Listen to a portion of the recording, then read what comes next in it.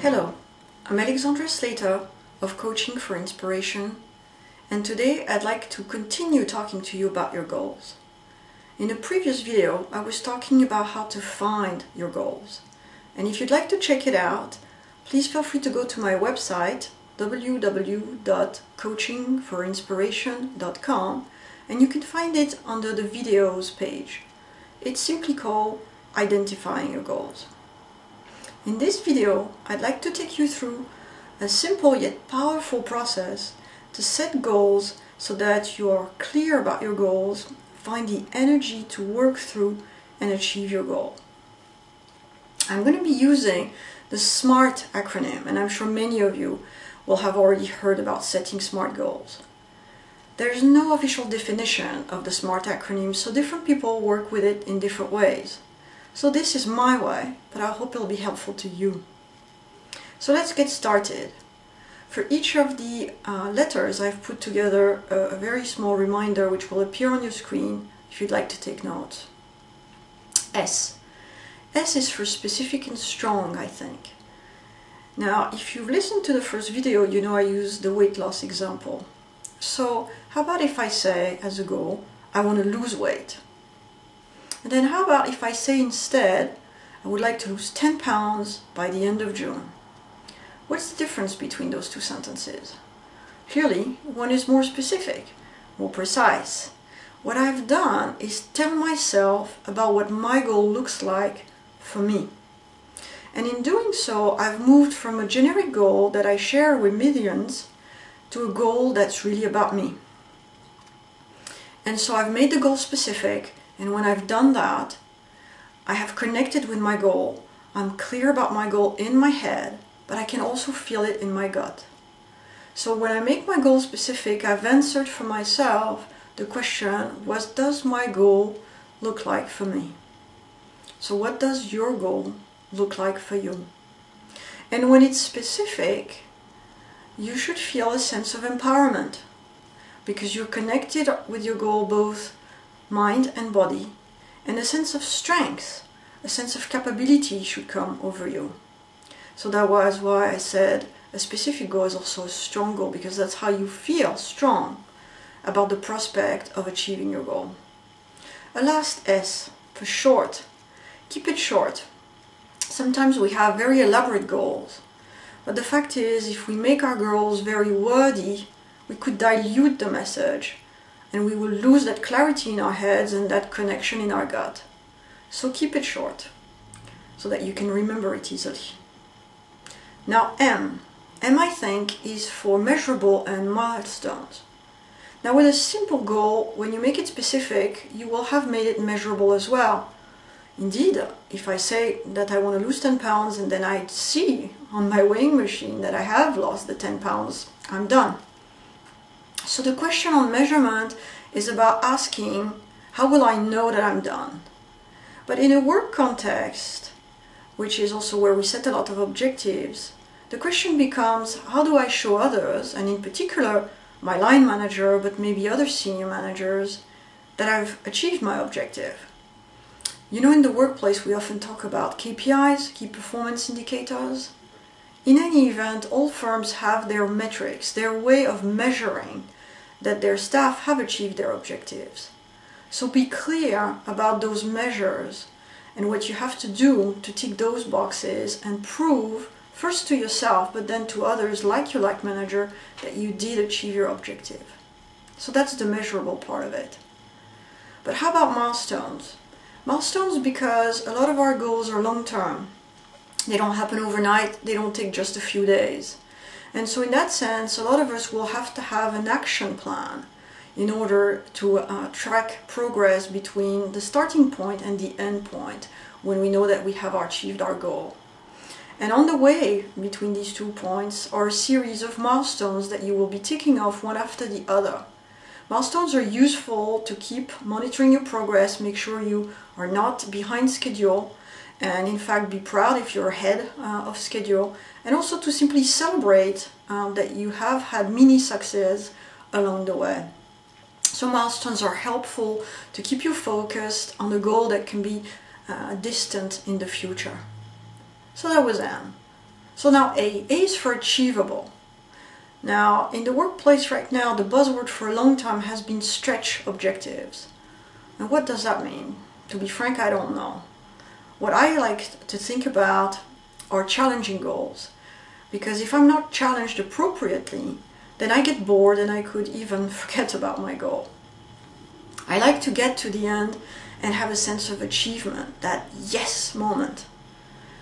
But achievable is a very personal thing. So what is challenging to you? What is achievable to you?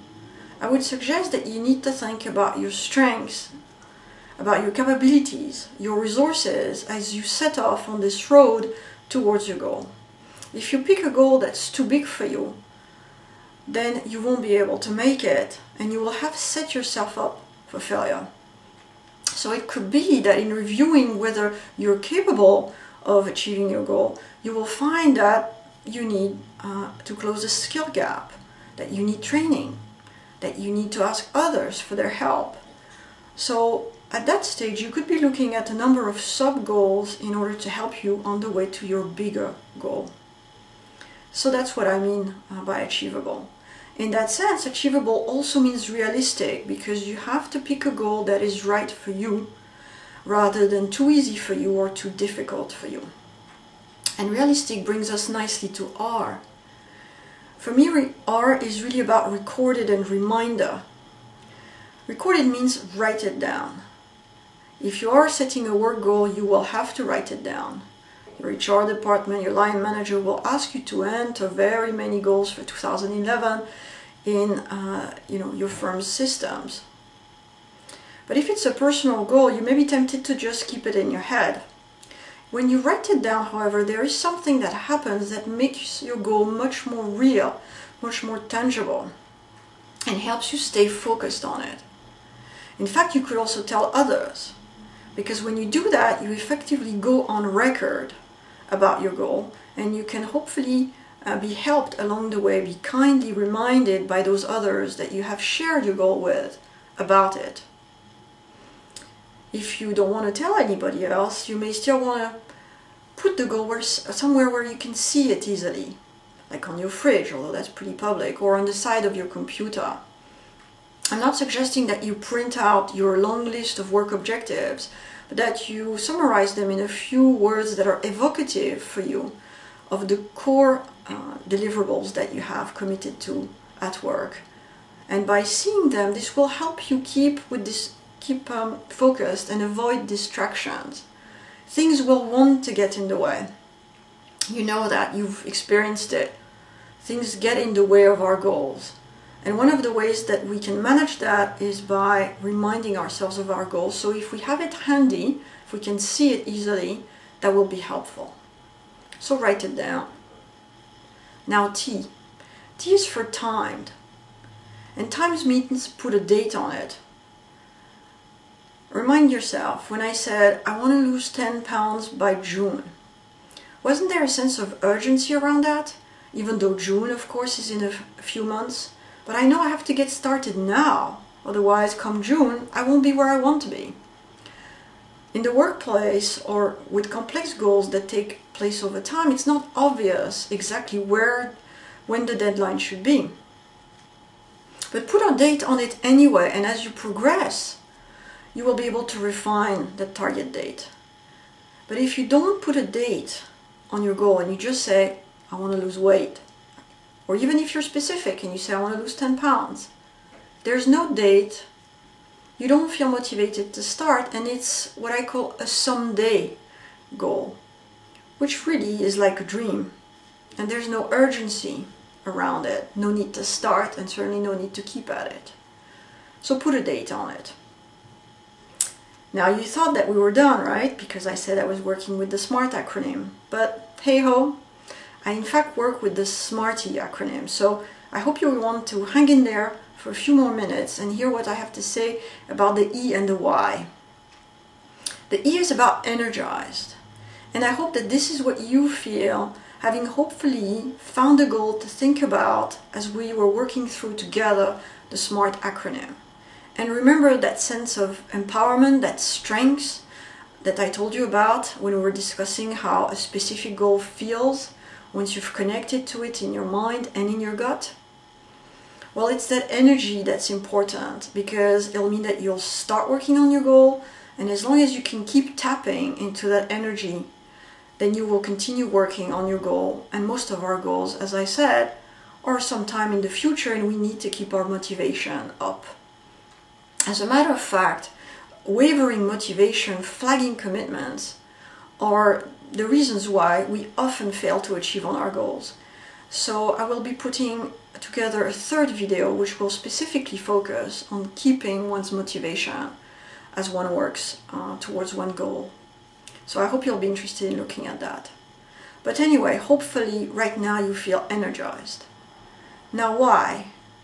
That's the last letter, but it's by no means the least, and that's because Y is for yours. Indeed, oftentimes we have goals that are suggested to us, sometimes imposed, by others. We have our special others, our families, our friends who suggest goals like, you should lose a bit of weight, darling. And we have, of course, our bosses who want to give us objectives for the year. Now, it is very important that we connect with our goals, as I've said, and for that we have to own our goals. We have to buy into our goals. The goals have to be important to us if we want to feel motivated. There is nothing like working on a goal that doesn't resonate with you, that you're not aligned with, that you don't connect with. It's really, really a chore. So even if your goal has been given to you by someone else, make sure it's yours by buying into it. And if in fact you find that you don't buy into it, you're going to have to come clean about it, or it's going to be a terrible mountain to climb, and be aware of that. So hopefully your goals are going to be yours, even if some of them came at the suggestion of others. So that's it. I'm finally done with the SMARTEY way to set goals. And I hope that as you listen possibly to the video again, or have taken notes and apply it to your own goals, once you have identified them, which is the topic of that other video I was telling you about, that using this simple but powerful process of using the SMARTEY acronym, you can set for yourselves goals that you're clear about in your head, in your gut, feel strong about, know how you're gonna tell the others that you've done it, measure the milestones along the way, and at the end of your goal, when you have reached it, that you have a deadline that you're working towards, and that in that fashion you will keep at it, even though you will have things getting in the way, but you will be able also to remind yourself of your goal and stay connected with it. I'd love to hear what you thought about this video and whether it was helpful. I am considering putting together a teleclass on goals, so I would like to know whether that would be of interest to some of you. In any case, thank you very much for watching. If you have any questions, remember that you can easily reach me at info@coachingforinspiration.com, and I'll look forward to speaking to you in the third video of this series, which will be about keeping up our motivation. Thank you for watching, and bye.